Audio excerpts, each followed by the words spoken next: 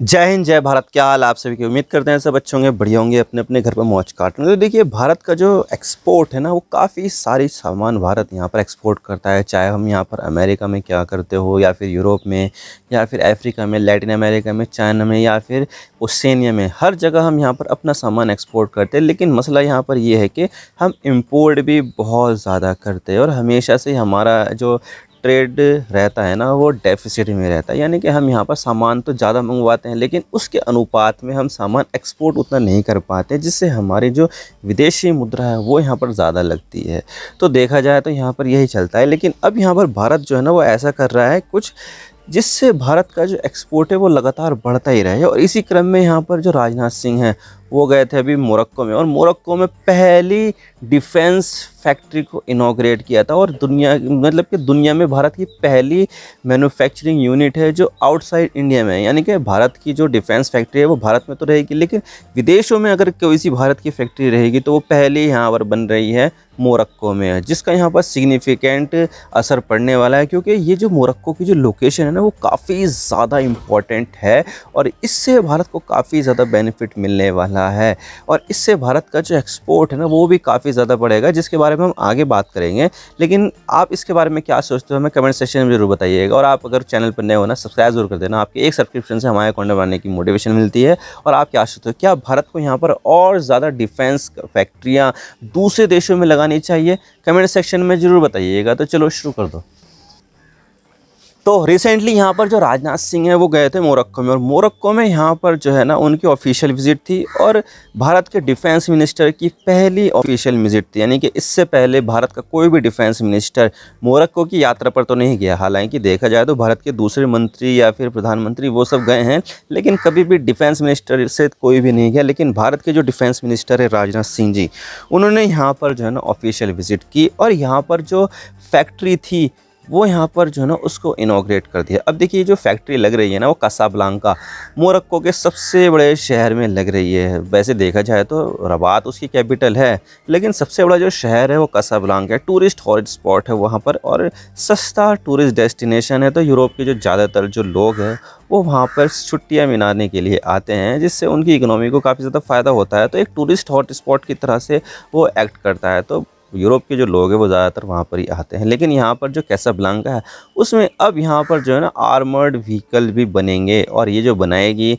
वो यहाँ पर बनाएगी जॉइंट वेंचर। यानी कि इंडिया की तरफ से और मोरक्को की तरफ से दोनों मिलकर यहाँ पर उस फैक्ट्री को सेटअप किया है।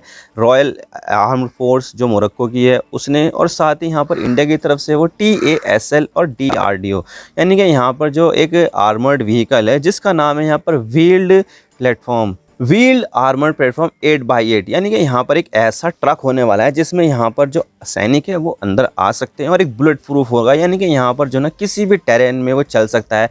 इसके 4 पहिए, एक साइड 4 पहिए, यानी कि टोटल इसके 8 पहिए होंगे, और 8x8 यानी कि यहाँ पर जो 8 पहिए हैं उन सब में यहाँ पर पावर रहेगी। यानी कि यहाँ पर जो ना काफ़ी ज़्यादा पावरफुल ये एक आर्मर्ड व्हीकल होने वाला है। और साथ ही यहाँ पर इसको जो बनाया है वो TASL यानी कि टाटा एडवांस सिस्टम लिमिटेड, यानी कि टाटा ग्रुप की कंपनी है, और इसी के साथ ही DRDO उन्होंने यहाँ पर मिलकर बनाया है। तो उसकी यहाँ पर जो एडवांस व्हीकल है, वो जो आर्मर्ड व्हीकल है, उसको बनाने की जो फैक्ट्री है वो यहाँ पर डाली गई है मोरक्को में। अब देखिए, पिछले साल से इसका काम शुरू होने वाला था, पिछले साल से इसका काम शुरू हो गया था, तो अब यहाँ पर जाकर ये कंप्लीट हुआ है, और अब यहाँ पर जो है ना ये फैक्ट्री सेटअप हो चुकी है। और अब इसके बाद यहाँ पर क्या होगा, लगभग हर साल 100 आर्मर्ड व्हीकल्स वहाँ पर बनाए जाएंगे, जो ऑब्वियसली यहाँ पर जो है ना मोरक्को की जो फोर्स है उसके इस्तेमाल के लिए काम आएंगे। क्योंकि मोरक्को में देखा जाए तो देखिए बहुत सारी दूसरी चीज़ें होंगी, नेचुरल रिसोर्सेज होंगे, लेकिन साइंटिफिक टेम्परामेंट यहाँ पर उनके पास इतना होता नहीं है, और यहाँ पर उनके पास अच्छे इंस्टीट्यूट भी नहीं है। जिससे यहाँ पर क्या होता है कि वो जो है ना सामान दूसरों से परचेज ज़्यादा करते हैं, खुद यहाँ पर इतना नहीं बनाते हैं, तो अपने पैसों से यहाँ पर दूसरों से सामान परचेज कर लेते हैं। तो इसी में यहाँ पर इंडिया ने भी अपॉर्चुनिटी देखी कि भाई हम भी यहाँ पर थोड़ा बहुत यहाँ पर कॉन्ट्रीब्यूट कर सकते हैं, थोड़ा बहुत यहाँ पर हम भी पैसा कमा सकते हैं। तो भारत ने यहाँ पर ऐसा सोचा, भारत ने यहाँ पर बातचीत की, और फाइनली यहाँ पर ये जो फैक्ट्री है वो लग चुकी है, जिसको इनॉग्रेट यहाँ पर किया है राजनाथ सिंह जी ने। तो देखा जाए तो भारत के लिए काफ़ी एक बड़ी अपॉर्चुनिटी है, क्योंकि मोरक्को की जो लोकेशन है ना वो भी यहाँ पर अपने आप में काफ़ी ज़्यादा इंटरेस्टिंग है। अब देखिए ये जो फैक्ट्री लगी है वो 100 यहाँ पर जो है ना हर साल आर्मर्ड व्हीकल बनाएगी, जिसमें लगभग 350 लोगों को रोज़गार दिया जाएगा। अब देखिए यहाँ पर फैक्ट्री तो वहाँ पर लगी है, लेकिन उसका जो ज़्यादातर काम है वो इंडिया में ही किया जाएगा। तो इंडिया में यहाँ पर काफ़ी ज़रूर लोगों को रोज़गार मिलेगा और वहाँ से जो प्रोडक्ट के जो पार्ट्स हैं वो बनकर भेजे जाएंगे मोरक्को में और वहाँ पर उसकी असेंबली की जाएगी। जैसे कि एक कार बनाने वाली कंपनी होती है, तो वो अपनी फैक्ट्री में सारे के सारे प्रोडक्ट थोड़ी सा बना देती है। मान लीजिए उसको यहाँ पर म्यूज़िक सिस्टम लगाना है, तो म्यूज़िक सिस्टम वो नहीं बनाती है, वो बनाएगी यहाँ पर किसी दूसरी कंपनी की और वो उसको यहाँ पर सप्लाई कर देगी उसको। इसी के साथ ही टायर बनाने वाली दूसरी कंपनी होती है, तो टायर वो सोर्स करती है, तो वहाँ पर असेंबल करती है अपनी फैक्ट्री में। इसी के साथ ही जो दूसरी चीज़ें हैं, जैसे कि इंजन, कभी कभी तो बहुत सारी कंपनियां इंजन भी यहाँ पर जो है ना दूसरी कंपनी का लगाती है, और इसी के अलावा यहाँ पर इलेक्ट्रॉनिक्स वो दूसरी कंपनियों का लगाती है। तो बहुत सारी जो चीज़ें होती है वो एक कार बनाने में यहाँ पर दूसरी कंपनियों से ख़रीदी जाती है। बाकी के जो काम है असेंबली करने का वो उनके यहाँ पर किया जाता है और फिर बाद में उसको सेल कर दिया जाता है। ठीक इसी तरह से जो आर्मर्ड व्हीकल्स है या फिर कोई सा भी डिफेंस का इक्विपमेंट है वो पूरी तरह से टोटली यहाँ पर एक देश नहीं बनाता है, बल्कि यहाँ पर कई सारे देश उसको मिलकर बनाते हैं।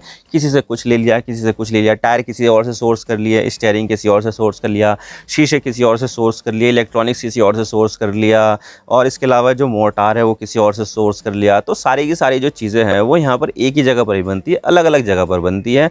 तो इसी तरह से भारत यहाँ पर उसकी जो ज़्यादातर जो चीज़ें है वो यहाँ पर बनाएगा, और बाकी की जो थोड़ी बहुत चीज़ होगी वो मोरक्को में बनेगी और फिर वहीं पर ही असेंबल होकर वहीं पर यहाँ पर जो है ना वो जो आर्म फोर्स है, रॉयल आर्म फोर्स, वो वहाँ पर ख़रीद लेगी। अब देखिए मैं बात करूँ अब लोकेशन की, तो लोकेशन इसकी एक ऐसी ज़बरदस्त लोकेशन है। तो सबसे पहले तो हम यहाँ पर मैप देख लेते हैं कि मोरक्को का जो मैप है वो कैसा है और कहाँ कहाँ पर वो सिचुएशन है। तो देखिए मोरक्को जो है ना वो अफ्रीका के बिल्कुल नॉर्थ वेस्टर्न एरिया में सिचुएटेड है, और वहाँ से उसको बहुत ज़्यादा एक्सेस मिल जाता है भूमध्य सागर का, यानी कि मेडिटेरियन सी का, और पूरा पूरा एटलांटिक सी, वहाँ पर एटलांटिक ओशन वहाँ पर जो है ना जुड़ा हुआ है। तो इससे क्या होगा कि भारत यहाँ पर कोई सा भी सामान अगर मोरक्को में बनाएगा, मान लीजिए अभी तो एक ही फैक्ट्री है लेकिन आने वाले चल में और ज़्यादा फैक्ट्री बन जाएगी, तो इससे क्या होगा कि भारत के जो डिफेंस इक्विपमेंट है वो आसानी से जो मेडिटेरेनियन सी से जो लगते हुए देश है वहाँ पर वो एक्सपोर्ट कर पाएगा। और इसी के अलावा जो एटलांटिक ओशन भी तो वहाँ से कनेक्टेड है ना मोरक्को से, तो वो जो एटलांटिक ओशन है उससे बनाकर सामान दूसरे जो लैटिन अमेरिकी देश है या अमेरिका के दूसरे देश है वहाँ पर भी आसानी के साथ सप्लाई कर सकता है। और इसी के अलावा अगर आप यहाँ पर देखोगे तो यूरोप भी यहाँ पर काफ़ी ज़्यादा जुड़ा हुआ है। बस एक यहाँ पर जो है ना एक स्ट्रेट आता है, जिब्राल्टर स्ट्रेट बोलते हैं उसको।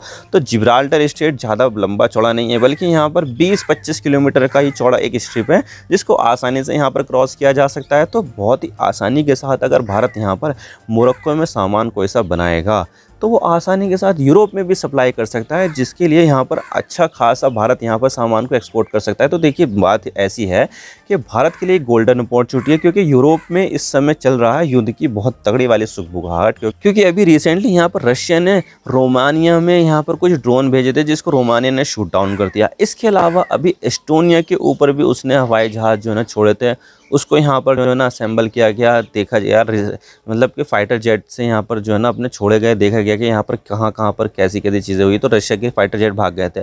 पोलैंड में भी इनकर्शन देखने को मिला। तो देखा जाए तो सिक्योरिटी थ्रेट लगातार बढ़ता जा रहा है, और इसी तरह का जो मौका है भारत यहाँ पर फिराक में था कि किसी तरह से भारत अपना जो सामान है वो एक्सपोर्ट करता पाए।